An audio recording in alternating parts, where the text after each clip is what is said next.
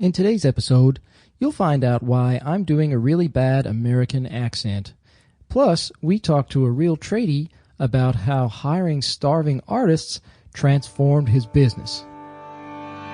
Welcome to the Tradie's Business Show, helping you get off the tools and into true business ownership, so you can spend more time doing the things that matter most. Now, here are your hosts, Warrick Bidwell and Michaela Clark. Howdy, listeners, and welcome back to another episode of the Tradie's Business Show. My name is Warrick from the Tradie's Business Toolkit, and you're flying without Michaela just for this part of the episode. She's taking a bit of a break and a well-deserved holiday, so she's maybe wrongly entrusted me with the top and tailing of this episode. And yes, you may have noticed that I'm doing a really bad American accent, so I'd like to firstly openly apologize to our guest on the interview that we recorded for today's episode, which is Nick May from Walls by Design. And I'd also like to apologize to the entire North American population, some of which who do actually listen to the show and may tune out from here on in. So Michaela challenged me a little while ago for this episode because Nick May is based in Denver, Colorado, and Michaela basically bet me that I couldn't do the opening of the show in an American accent. So here goes, Michaela, and bad luck to you for trusting me with this one. So anyway, as I said, Nick May on today's episode. Great interview. Nick has a great business in Denver called Walls by Design, and I'll let him tell the story of his business and why it's so unique.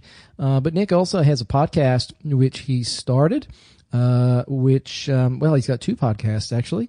So interesting way for him to market his business, and also his bit of a passion project, and he talks a bit about how that came about as well. So I'll stop making your ears bleed with my bad accent, and there you go. I got all the way through, Michaela. So hopefully you'll still talk to me when you get back from your holiday. Anyway, let's get stuck into the interview. And thanks for joining us today, Nick. It's really great having another podcaster on the show. So tell us a little bit about yourself and your journey so far.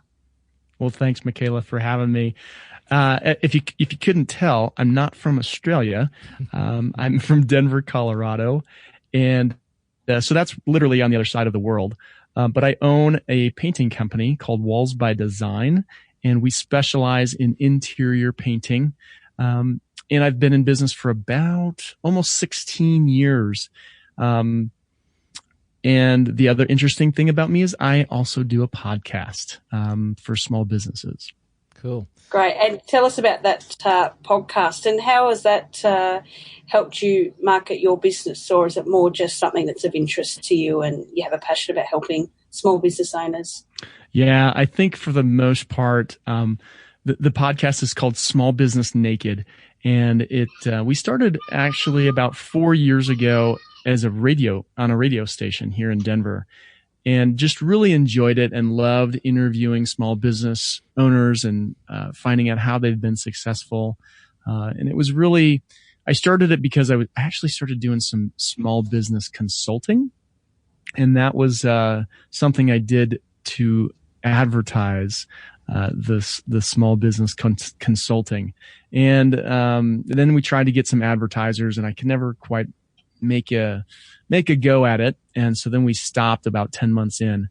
And about 2 years later, I realized that because of one of the guests, who was also a tradie, he was a paint contractor as well, that I had on the show as a guest, we built a relationship, and he specialized in outside painting where I specialize on inside painting.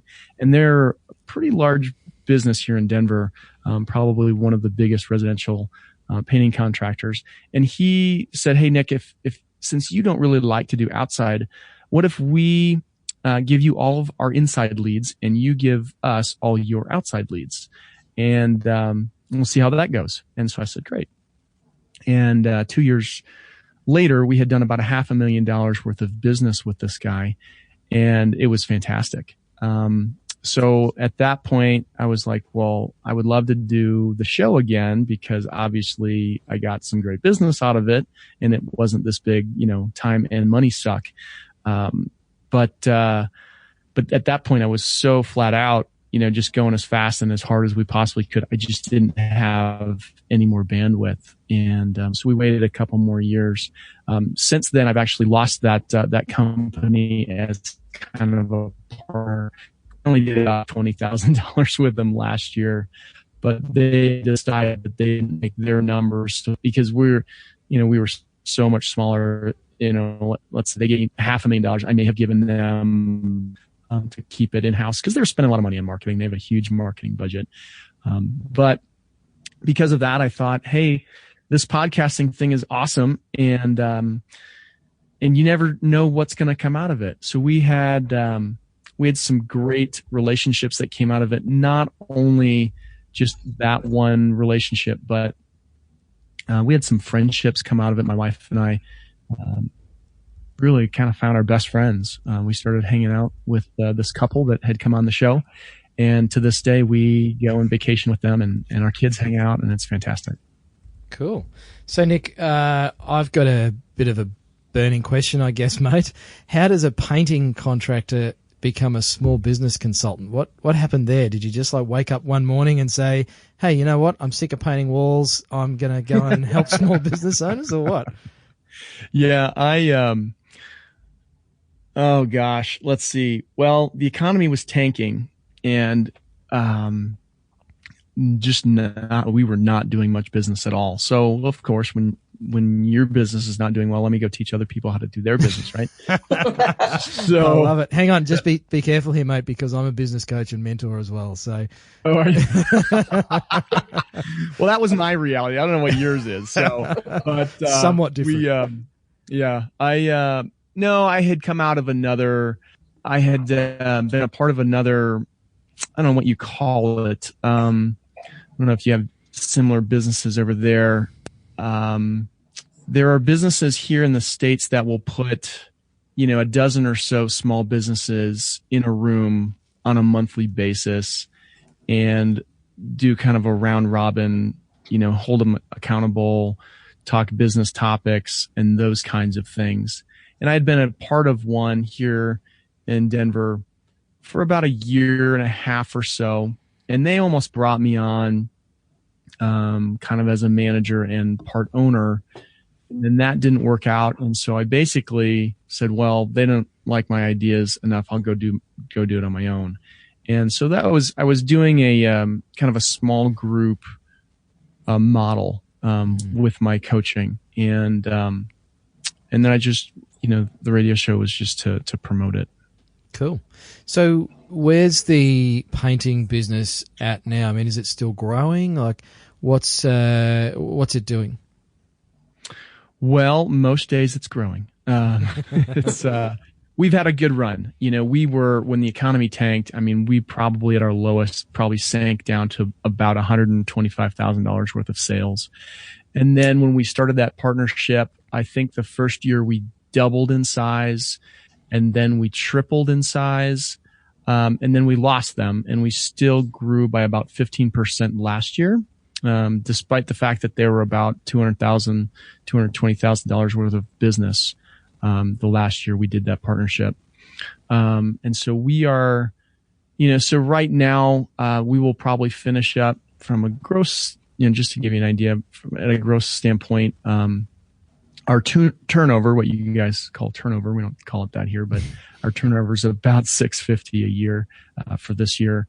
And next year, the goal is to about double in size again. So Nick, time wise, that's a decent sized business in certainly in Australia. That's a big trade business. How do you manage your time between that and the podcast? And no doubt you're working on other things as well. You've got two podcasts that you produce. So how do you manage your time with all this, mate? I know we're speaking to you at what is getting close to 8 p.m.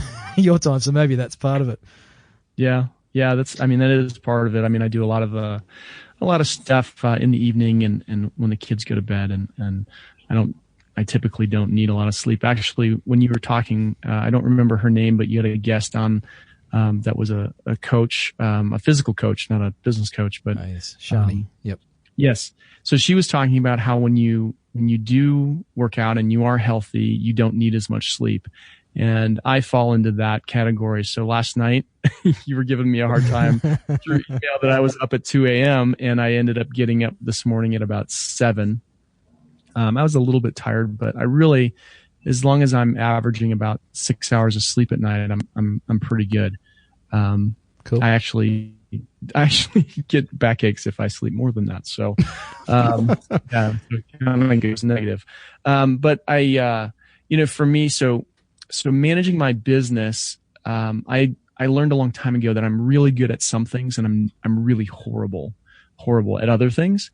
And so it was best for me to get things off of my plate that I wasn't good at. And I think a lot of smaller business owners and tradies especially are horrible at this. They think that nobody can do it like they can. And they want to kind of be that control freak and just do everything. And really, we're not good at everything. We may be good. You may be good on the tools, but you may be horrible at answering your phone. And so get somebody else to answer your phone.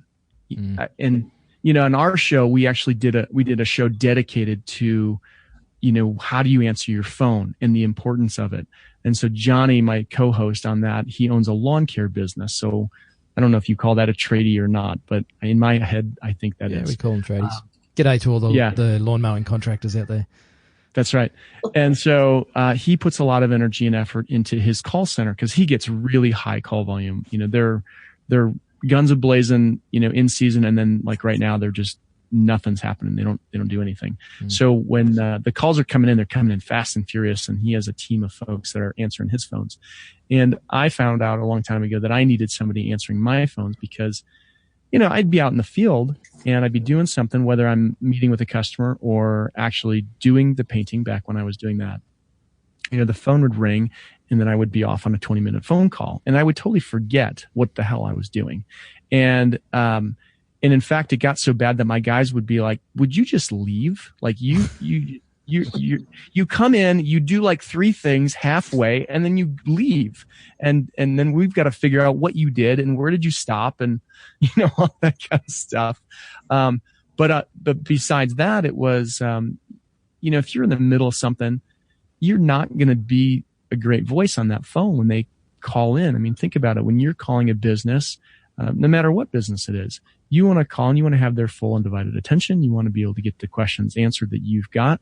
And when you have a dedicated person doing that has the answers or can get the answers very quickly, it puts a really good foot forward so that you have that opportunity to make that sale way more than if, the phone goes to voicemail. And we did, I think we called like 10, I want to say we called around 10 businesses, half in the painting world and half in the lawn care business.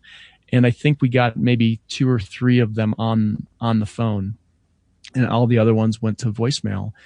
And I don't know what it's like in Australia, but here in the States, if you get voicemail, I'm going on to the next person on the list. I'm not waiting, to the end of the business day or till tomorrow or 3 hours from now. I've got, 20 minutes, 30 minutes to make some phone calls and make some appointments for somebody to come over and, help me out with whatever I've got.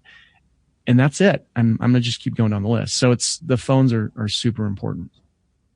So one thing, with my business, and I think I'll just bring you out on every sales call I do, Nick, is because running a virtual assistant agency, that's one of the big services that we provide clients, is that virtual receptionist and phone answering. And it is because 2/3 of people won't leave a message. They'll just ring the next person on Google. You're exactly right, because they've allocated time to do that. Yeah. So it's just, it's so critical that people answer their phones but are able to action what they need answered. So whether it's booking a job or booking a quote, because they are simply just going to move on. So it is something that's really important that people have to consider. And I think it's important for people to understand what kind of numbers are you talking about. I mean, if you're a company that's spending any kind of money marketing, whether that's through Google, whether that's through direct mail, whether that's advertising on the radio, or even if it's not really costing you dollars, but you're going out and you're networking and you're spending your time to get that phone to ring. So no matter what, if it's a time or a money outlay, you're putting resources out there. You're investing in marketing. And when you're not answering that phone, that is dollars leaving the building. Okay. I had a friend of mine who owned an electrical contracting company, and we started running the numbers with kind of based on what I had seen and what he had seen, what kind of call volume he was getting and how many phone calls he thought he was missing. And you have to know what your average job size is and how, what your closing ratio is. But I think for him, the ROI was something like if he would have spent $1,500 a month to make sure his phones were answered, then he would have probably seen something like $15,000 or $20,000 in additional sales in a month. And it's such I don't mean to talk over that very powerful silence there, but it's such a great point, and it's something that I know I struggle with my clients, and I'm sure some of our listeners are struggling with this same thing is, so you want me to spend money that I don't have, or that, maybe I think I can't afford, but the whole premise behind it is that you've got to have the data so you can work out, okay, well, what's the likely ROI, as you say, or return on investment of getting somebody to do that, or having the business owner let go of the things that they suck at, as I say to my guys. It's like, find out what you suck at and employ somebody to do that stuff and focus on what you're good at, which is exactly what you were saying before, Nick. Well, and I would expand that to not only things you suck at, but things you just don't enjoy doing. Like, I'm good at some things that I just don't like doing. And so because I don't like doing it, what I end up doing is I procrastinate. Yep. Okay. And then when you've procrastinated long enough, you've got to do it. And then you just kind of rush through it. You don't do it well. Yep. It's a great point. So as far as getting the data, Nick, in your business, you must be recording stuff. Like, you've got to write it down somewhere. I mean, did you find that a challenge at all to not only for yourself but the other people involved in the business to actually record the data so that you can then go back and analyze it and make those decisions? Well, I'll be honest, we weren't, looking at all those numbers, several years ago. But the way that it was very apparent to me is one of the first things I did, as I started to take my business very seriously, as we were growing, exponentially, really, I wanted to get a more professional appearance. And so one of the things I did, and I think more people should do this, because I think most tradespeople, they use their cell phone as their business line. And I find that, having a voice over internet phone system, which is what we use, brings huge value. It's not expensive like the business phone systems of yesterday. My dad was a manufacturer's rep when I was growing up. And so he had, an office and salespeople and an office staff and expensive phone systems. I want to say I remember him spending like $10,000 on a phone system once. But, I have a phone system. When I first started it, it was all online, and it did forward to my cell phone. But it went, it gave me that professional appearance. Hey, you've reached Walls by Design. Press 1 for sales. Press 2 for administration. And they all came to me. I mean, seriously. You were sitting at every department. Yeah, exactly. They didn't know. I mean, but then when I had somebody, starting to answer my phones, then all the calls went to her. And, I was down on the list, like, cause that way people weren't calling me and getting, trying to sell them stuff, which was awesome. But when I did employ that system, it gives me a lot of statistics and data. I can see it records everything, like how many calls we get and how long were the calls. And I mean, I can go to the extent where I record calls, but I don't do that. So, I spend, I don't know exactly what the number is. Let's say it's $150 a month for my phone system. And I want to say that's high, but I have all the data, and I have, we have 2 handsets. So my office manager has one and I have one, and, we can expand it. We could subtract it. It's very easy, but I think that's a good starting point so that you can get the numbers of how many calls are coming in, and what's going on. And you don't have to have handsets. You just use they have, online integration. And so you can see all the numbers. So you would know if you're missing 4 calls a day or, 20 calls a day, whatever it is. Yep. And so you've got to know what those numbers are. And then, after, so that's one system. Another system that we use that I think all small businesses should have, if not tradespeople, is a centralized system that keeps all of your data and all of your customer information. So I used to use just QuickBooks and Excel spreadsheets and Word doc and those kinds of things to create my estimates and do all those kinds of functionality. But now we have an online system. We're actually in the middle of moving to a more robust system, but it's a CRM, contact resource management. I think that's what it stands for. Sounds good. Is that right? Sounds like what you're talking about, Mike. So CRM, and that gives me a place to record who's called, how did they hear about us. We put all their information of how to contact them, where they live, what about their job, and then our invoices go in, our estimates go in there, and our invoices are in there, and it's one place. Everything is there, and no matter where I'm at, I can access that. I can access it from my laptop. I can access it from my phone if I want to, from my iPad. My office manager is actually a virtual office manager. She lives in Chicago, which is, 18 hours away. Cool. For those of you who don't know the States. Yeah, cool. Great to hear you're embracing virtual staff. It's been awesome. And there's no need. I don't think I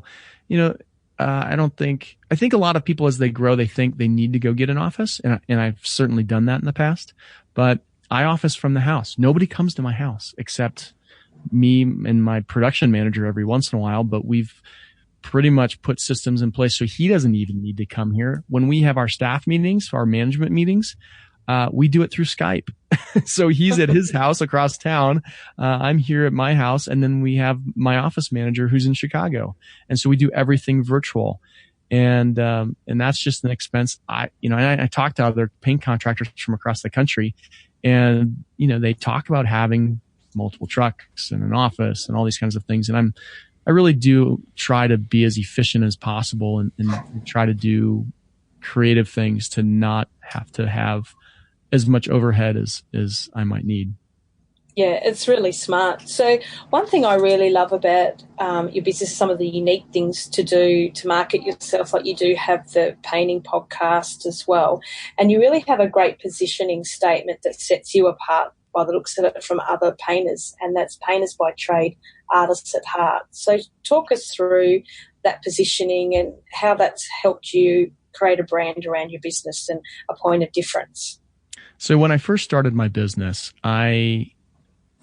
it's a kind of a funny story. Let me back up a little bit, if I can. Is that all right? Go for it. Please do. So I had run a painting business in college for 5 years. And then my dad used to always say, now, Nick, you're going to college so that you don't have to paint the rest of your life. And so I got a marketing degree from the University of South Carolina, go Gamecocks. And then had a couple of jobs and hated working for the people. And so the last corporate job I had in Cube land, I was an inside salesperson at a telecommunications distribution company, and just hating life, just hated it. And was, my dad had worked for himself. My father-in-law had owned a business as well. And I just, day in and day out, I was thinking, what kind of business can I start? What kind of business can I start? So then my wife and I bought our first house. And on New Year's Eve, I came home and I declared that we were going to paint the house because now we finally have a house and I'm tired of white walls.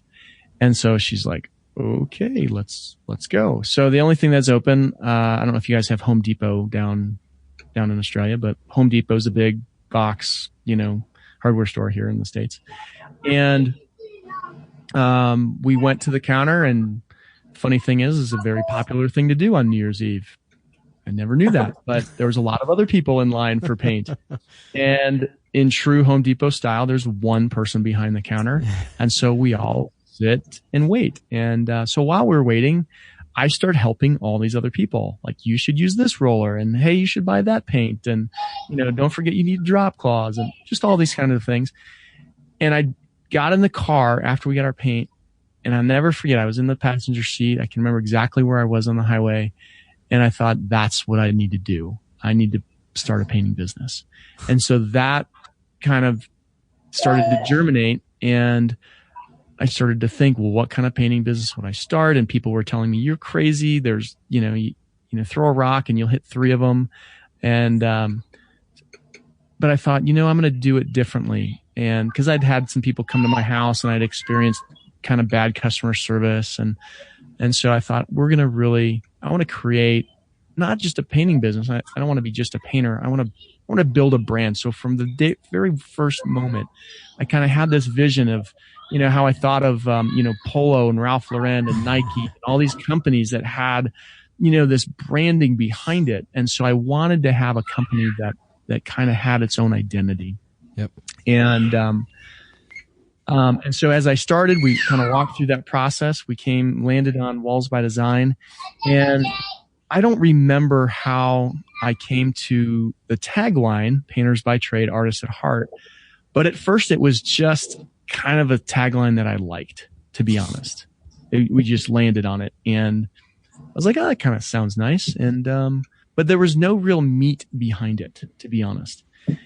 7 years ago, we were hiring some more folks, and I realized that I had three guys that were artists. We have kind of an art district here in Denver, and on first Friday of every month they open these art galleries and people in tattoos and just artsy crowd. They're all down there and they're showing their stuff. And I thought, I've got 3 of these guys, and they were really easy to train, and customers seemed to like them. I wonder what would happen if I tried to get more of them. And then I built this kind of fun, ad to try to attract the starving artist, because I figured they don't have jobs. They're starving, right? And lo and behold, we got a great response. And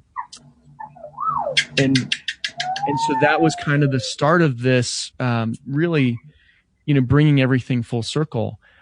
Because then we truly started to become a group of artists that were painting houses. And then about a year ago, when I found Tim Reed's podcast, Small Business Big Marketing, he helped me kind of really solidify the whole thing, and really then have that message for my business. So when people ask me, well, what do you do? And I say, well, I paint houses, but what I really do is I hire starving artists, and I teach them the art of painting houses. And they kind of go, huh? What? So then they come back and they, well, what do you mean you hire artists? And then I talk about my artists, and I tell them the story that I just told and about 7 years ago. And then they want to know, well, what kind of art do they do? And they go, well, that's a great idea. I've never heard of anybody. And invariably half the people always go, oh man, I've got a nephew. He would be great. And he needs to get out of my basement. So, so you're never short of candidates. Can relate to it because everybody knows the starving artist. Yeah. Do you ever go on site and just catch some of your painters just randomly doing artwork on people's walls because they're just bored with painting it a plain color? I do not. We have other systems in my business to make sure that does not happen. Just paint the wall one color. Yeah. So, but it's fun. We've we have refined that process over and over. We have found that, first of all, and this is the first question I ask, we have the ad that goes out, and then when they email me back, we set up a phone interview, and the first question I have to ask them is, what kind of artwork do you do? And I think it throws a lot of them, like, I thought we were, applying for a job. But I want to make sure that they're an actual artist and they do something with canvas and, either sketching or painting or, something where they're doing, and they're not sculpting or not doing like metal work or something. But they're a canvas and some kind of drawing. And so once I identify that, then I look at what kind of past, work experience they've had. And I have found that if they have any kind of retail experience, they're not a good fit because those people don't know how to really work like my painters do. Not, hello, all you retail workers. we just lost a few. Yeah. So, but it's just true. They don't have, and kind of the, I don't know if I can say this, but you can bleep it out if I can't. We just have to have the, get shit done attitude. And that's what I tell people. You need to have that attitude from day one, and you need to show us that. Cause it's all about getting it done. And it's not about, hey, how many times can I walk out to the trailer? And so retail experience, they're just used to standing around. So, we have found that, construction and food service, and a third, which is actually my favorite, which is tattoo artists, seem to be the best gold star. And then if you've moved here from out of state, then I've hit the jackpot. Is that because the customers always pay when they turn up to do the job? It's like a debt recovery technique as well. No, I don't know why, but every tattoo artist I've ever hired has worked out fantastically. And I've lost a couple. One moved back to the East Coast and another one wasn't, he thought he was going to make more money or something. But they were just great guys and really hard workers, and they're tired of being broke. I kind of joke. I said, the more broke, the more starving they are, the better they are. Because really nobody's ever given them an opportunity. And so, Nick, with I guess you've got some uniqueness already about your business. Are there some other 1%ers, or, have you systemized that difference so that you really do set yourself apart, but it's not just a random thing, it's actually part of a formula that you've put together? Are there other things that you actually do on a regular basis? Yeah. And I would love to say I have like all these wonderful surprises that we give people, but really I have found in my business that people don't like surprises very much. And so we just really try to build in systems that are in kind of plain view, and are just going to happen every time. And so the different things that we have put in place, we talk about, so so like I said, I have a process for everything. And so when I'm in the sales process with my customers, the last thing I do before I leave their house is I have a leave behind, and it looks like a wedding invitation. It's that size. It's black. Inside there's 3 cards, and on the third card, it talks about the Walls by Design difference. And we say we may be different than other paint contractors in more ways than this, but these are the 5 that we know without a shadow of a doubt we are different.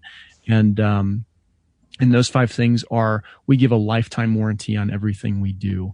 And we say, as long as you live here is your primary residence and you're not using it as a rental, I will warranty this for as long as you guys live here. So if anything goes wrong or you find something wrong, you just give me a call and we'll make it right. And then they joke usually and they say, what if we run into the wall? And then I say, well, that's not actually number 2. We have a free touch-up program for life. So again, as long as you live here, I'll come back every January or February, when we kind of like to do that program, and I'll touch up to an hour worth of touch-ups, throughout your house for anything that I've painted. And they say, for as long as I live here? I say, yes, for as long as you live here. And they go, wow, that's amazing. And then I talk about, the fact that we hire starving artists, we hire artists and teach them the art of painting houses. And so we talk about, all of those things.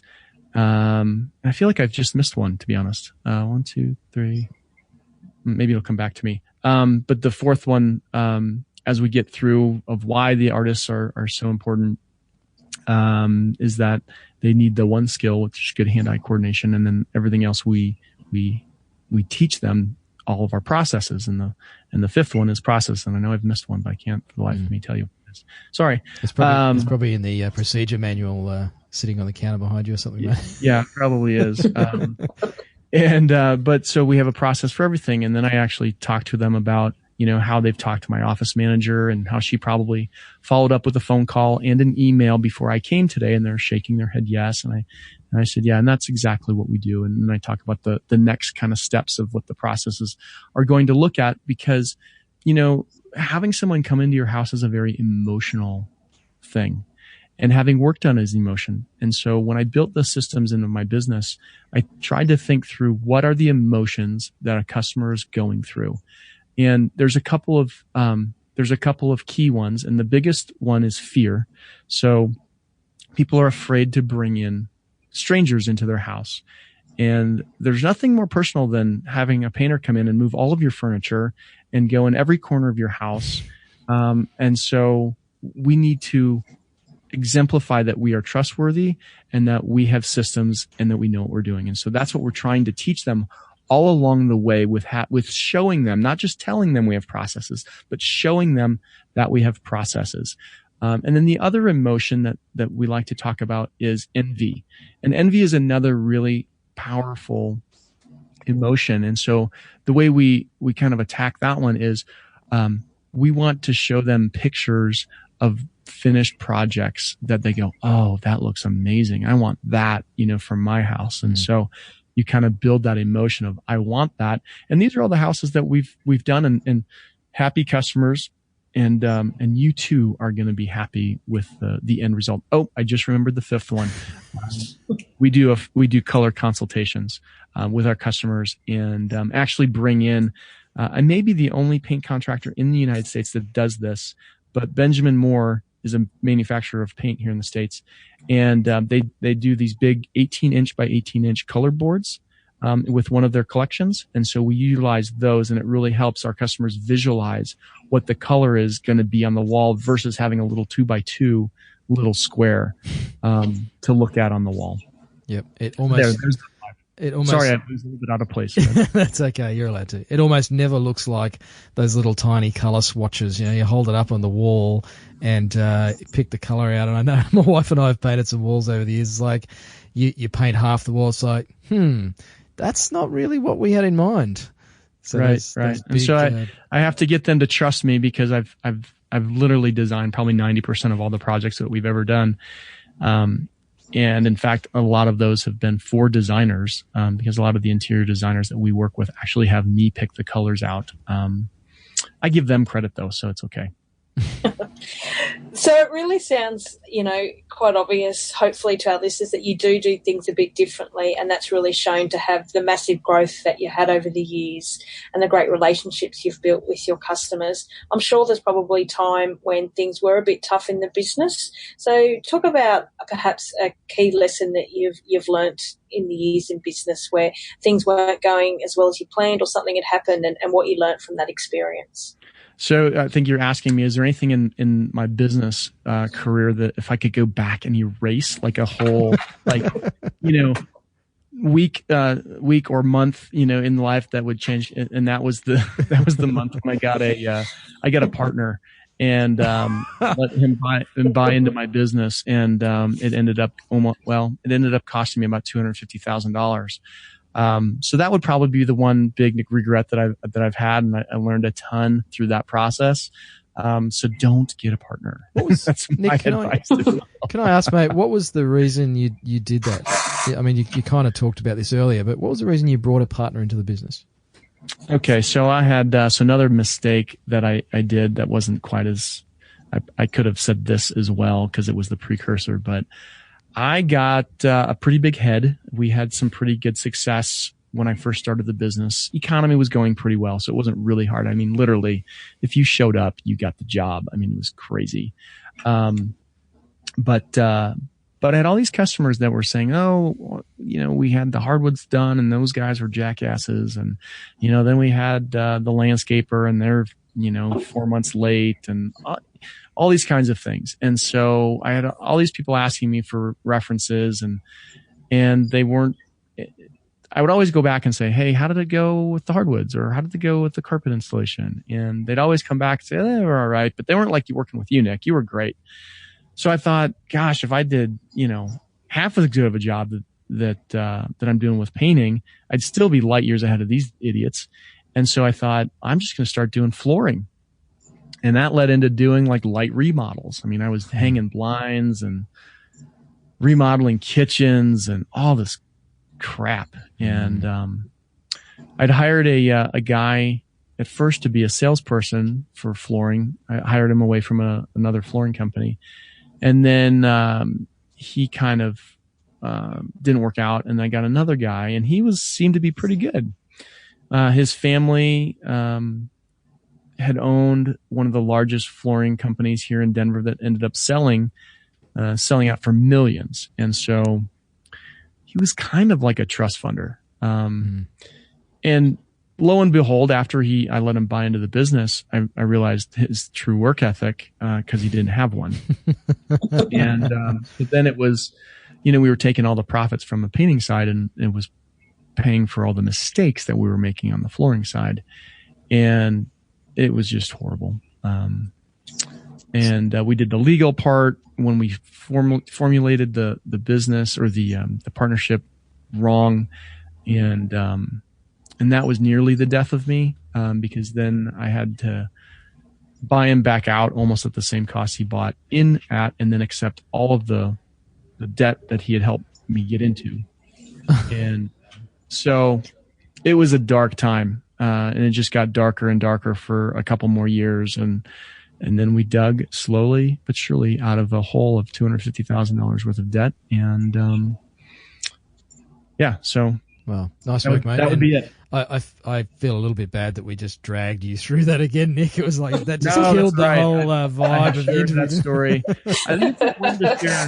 I think it's very important to share the failures, because that's, a lot of people feel like they're not winning, or they keep making mistakes, or, it's all well and good to look at somebody and go, man, you've got a really fantastic business, or you're so much more successful than I am, or you're selling more than I am, and therefore things must be all roses and butterflies and all that. But, most successful people that I have talked to have stood on a pile of shit to get there. Absolutely. And it is such a great point, Nick. And I find social media kind of facilitates that one-sided view of life, where we see all the great stuff that people tend to share, but not the challenges or the struggles they've been through to get to that stage. And it's easy to forget about that stuff. So, definitely very, very important to keep our failures in sight, mate. So, Nick, one of the questions we love to ask guests on the show is, if you had 1,000 tradies in a room and you could share, maybe that sounds fantastic. I would love that.